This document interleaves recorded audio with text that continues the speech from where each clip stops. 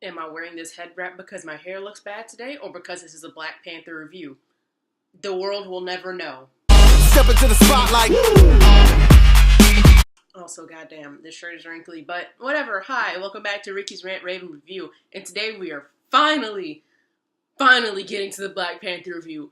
Holy shit, I was so scared I wasn't gonna be able to see this opening weekend because just stuff kept happening. I saw it on Sunday afternoon. I'm about to go see it again next weekend, and I have so much to say about this movie. So I'm gonna try. I'm keeping spoilers to a minimum because this is still a fairly new movie. I have some friends who haven't seen it who are subscribed to my channel. I don't want to spoil it for you. If you have not seen this movie, go see it. I mean, I won't be talking about spoilers in this movie, but just go see Black Panther. Do that. Do yourself a favor. And then just go fucking nuts. Because that's what I did when I saw this movie. So as the title suggests, Rant comes first, then the rave, and then the review. So Rant, I have very little wrong with this movie. Like, the one thing that I noticed about it, this isn't really a spoiler. It's more just like a thing about the writing, was that T'Challa was kind of used as like, I don't want to say a wall because that's a bad comparison, but like everybody else's character like bounces off of him to like show their personality traits. Like you see that a lot with Shuri and Okoye and Nakia, and M'Baku. And that's all I'm really going to say without going into spoilers, because, like, I really don't have anything else wrong with this movie, but, like, because of that, because of, like, how they, like, bounce everybody else's characterizations off of him, you kind of lose a little bit of T'Challa's character development. Not to say that it's bad. Not saying that Chadwick Boseman didn't do an amazing job. T'Challa has a very fulfilling arc in this movie, but there are just, like, certain points when he's, like, interacting with other characters. I'm like, okay, yeah, we're kind of... It's very obviously supposed to be focused on something about this character instead of something about T'Challa, which isn't bad. It was just, it's just, I don't really know how to phrase it, but it's just like, you lose T'Challa in certain scenes so they can focus on other characters. And now for the rave. Just like The Shape of Water, this is going to be the longest section of the video because I really enjoyed this movie, and I feel like I need to get a new scale because this is better than The Shape of Water. I feel bad for giving The Shape of Water a 5 out of 5 now. It should have been like a 4.5, but whatever. This movie is the best Marvel movie, and you cannot argue with me on that. Yes, I'm black. Yes, I'm Marvel nerd. Yes, I'm biased because of those two things, but I don't care. This was such a good movie. It lives up to the hype. All the people who were showing up and out for this movie, 100% warranted. Like, this was just such a good movie. And the one thing I really liked walking away from this movie, like straight out of the theater, was that this movie doesn't treat its audience like it's dumb.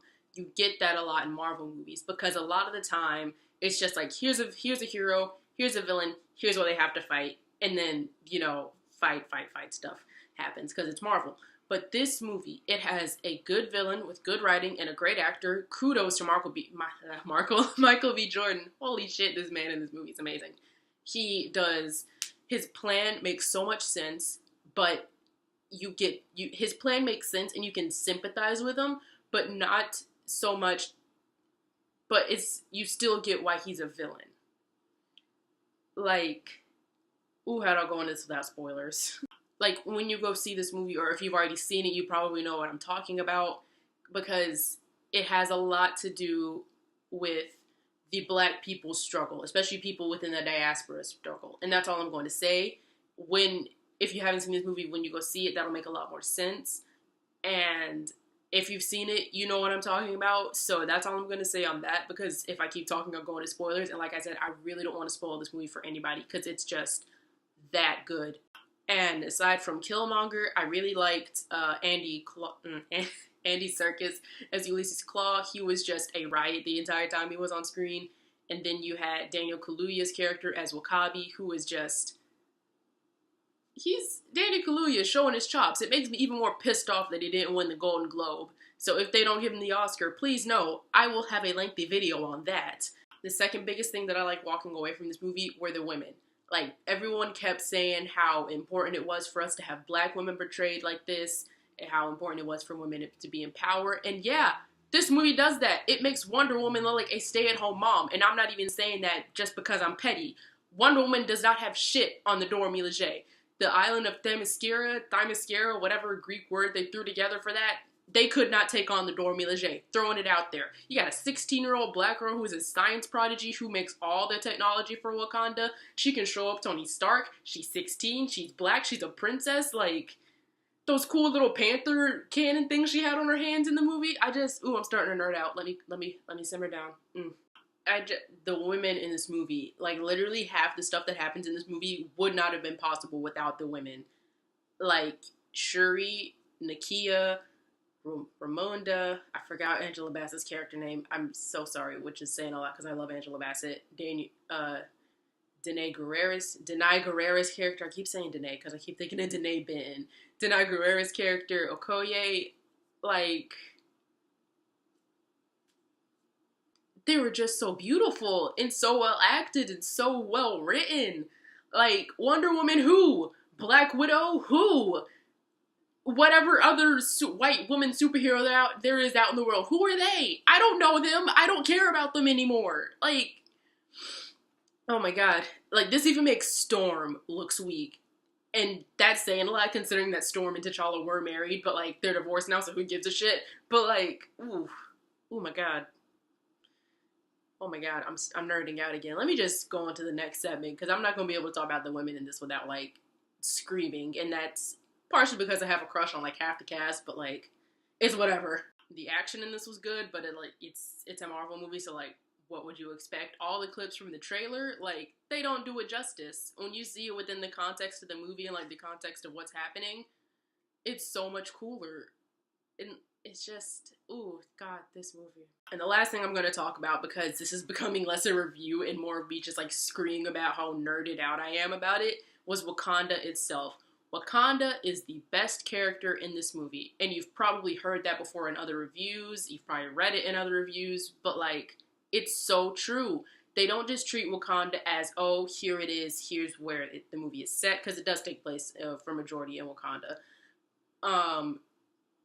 But they really do treat this country and the culture as if it's its own living, breathing thing, which it is. That's how all countries work. They all have their individual cultures and its people and its ideals, and it just treats it so delicately as if it were a real place. It treats the people who live in it as if they were real, and it just made it feel like less of a movie and more as if I was actually there. Like, I forgot I was in the movie. I forgot I was in the movie theater until the credits started rolling, because it immerses you so deep into the culture and the history and the people of Wakanda. And right from the beginning, too. Like, no spoilers, but, like, it does start off with a very nice segment about Wakanda itself. And it just, the whole thing feels like you're watching, like, a video on the history of Wakanda. And it's great. It's really well done. It's all handled with so much love and care, and man, this movie is so well done and so beautiful. Like, I want to live in Wakanda, which technically I live 2 hours away from, because it was mostly filmed in Atlanta. I live 2 hours from Atlanta, so, like, technically I know people who live in Wakanda. But I need, like, a new scale to rate this movie on, because I just feel like 5 out of 5 isn't giving it enough credit. It needs, like, 10 Wakandans out of 10. Like, god damn, Ryan Coogler did the damn thing. Just go see this movie, y'all. Like, if you do not see this, or first of all, if you bootleg it, I know that, like, bootlegging is, like, a huge thing of black culture, but, like, if you bootleg this movie, I will kick your ass. Go to the movie theater and see this movie. But, like, just go see it, have a good time, come back and watch this and pick up on all the stuff that you missed. And I'll probably do a spoiler review for this once the Oscars are done, because I still gotta watch, like, 5 more nominations. But Black Panther, 10 Wakandans out of 10. That's all for this video. Make sure you stop by again this week. I'll be doing Dunkirk and The Darkest Hour, like I said last week. And then next week, I'll be doing The Post, Get Out, and 3 Billboards, because it's crunch time. The Oscars are, like, next Sunday.